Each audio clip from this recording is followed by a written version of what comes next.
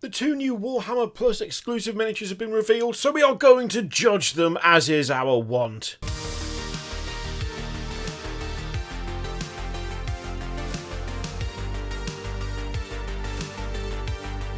That's right, previously we had the silhouettes of the new Warhammer Plus miniatures, but this time round we can actually see what they look like, and we made a guess as to what these were a couple of weeks ago.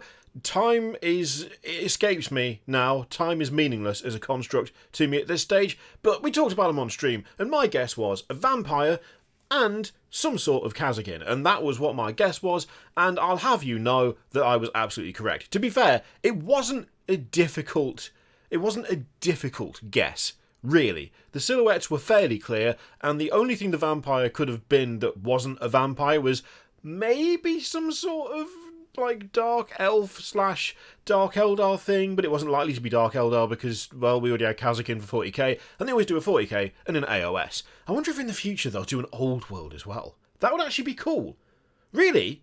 Could we have an Old World, an AOS, a 40k, and a Horus Heresy? They probably wouldn't want to do that. That's making it too complicated. It'd be nice, but yeah, no. Anyway, here they are. We'll get a few alternate angles off the video first, which I would put full screen, but it won't let me. It's just totally broken. Oh, I mean, look at that. That's a good-looking Kasrkin right there. We've got the nice hotshot lasgun, and that is Carlina von Carstein. Nice to have a von Carstein back.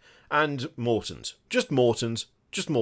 Immortons Joe, maybe? No, terrible joke. Awful. Anyway, they have fancy names, so this is Unbroken, and it features Mr. Morton standing on a bit of rock with his face looking stoic, with his rebreather hanging down. Looks solid, by the way. A nice power sword and lasgun combo. I mean, to be honest, this is a good-looking character. It is pretty cool. I like that we've got an Imperial Guard lad. I like that we've got like just a baseline human. That's fun. That's nice. Previous 40k offerings, if I remember correctly, were the Vindicare Assassin and the Khorne, like the World Eater's Terminator. I forget the name of him. But this is just a lad with a badass eye scar. One of the coolest, like, just sets of armour that Games Workshop have ever made for infantry models. Like, the Kasrkin are just solid. It's a solid range, a solid line, and it looks great. It looks great. It is based off some older artwork, of course. This piece, to be precise, by Karl Kopinski. I think I pronounced that correctly. I mean, we probably all recognise that bit of art. It's so good. It's so good, and I think they've captured it pretty well in the model itself. The proportions are obviously a bit different, but then that tends to be the case when it comes to a lot of like art versus model.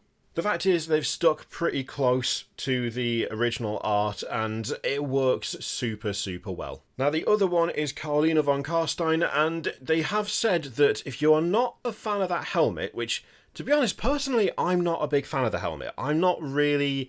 It's not really doing anything for me, the helmet. There's also a bear head that's got like a big sort of aristocratic, like, is that the word? Aristocratic? Yeah, probably. Kind of updo thing, like a big hair, big like vampire hair. I'm gesturing wildly with my hands and you can't even see it. Hair, big like aristocratic vampire hair. That's what I've been doing the whole time. Why? I don't know. I think, to be honest, it probably would, for my money, look a bit better with the bear head. There's just something about that helmet that, whilst it doesn't feel out of place, it just doesn't...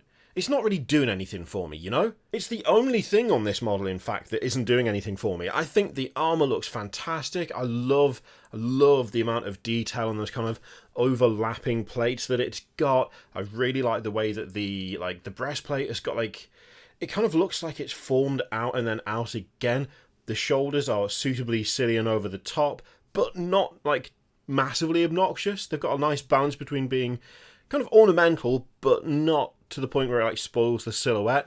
But for some reason, what is the helmet reminding me of? It's reminding me of Steppenwolf, that guy from the Justice League film. Film? I mean, there's two versions of it, you know what I mean?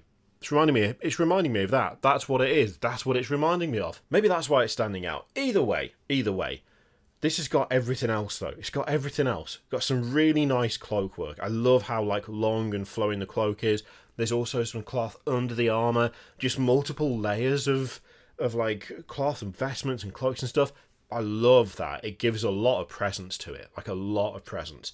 Makes it feel very rich. I love that kind of fabric element to the gloves as well. She's like fully armoured, but then when you get to like the forearms and the hands, there's armour plates on what looks like leather gloves. I like that switch up. That's really nice. I mean, to be honest, if you wanted to, this would make a fantastic, like, Archon for a Drukhari force. It really would. Just put a different helmet on. I mean, hell, you wouldn't even need to put a different helmet on, necessarily. You could get away with the one that she's got. Overall, this is just a really, really nice model. Really nice. I'm liking it a lot. Now, of course, the downside is that it's another Vampire Lord, and God knows we've got enough of those. But, to be fair, in this specific case, it's a commemorative thing. It's like a bonus for signing up for Warhammer Plus.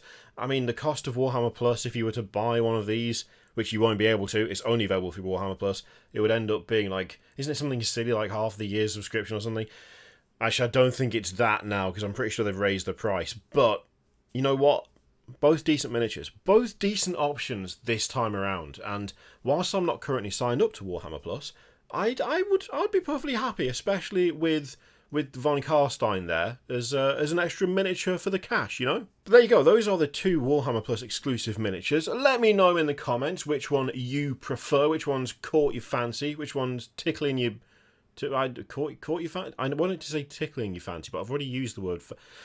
Tickle it? No, we're not going to go there. We're just going to leave it. I'm getting even worse at outros again. It's getting worse. Like, the more we go, it's getting worse every single time. So we're going to stop. We're going to stop, and we're just going to move on and pretend none of that happened. Thank you very much for watching. Let me know your thought in the comments down below. In the meantime, if you would like to support the channel outside of just watching the videos, which is also fine, by the way, then there's YouTube members and there's Patreon, and there's also an affiliate link in description for Element Games, which you can use to support the channel if you would like. I leave it in your capable hands. Thank you very much for watching. I'll see you next time.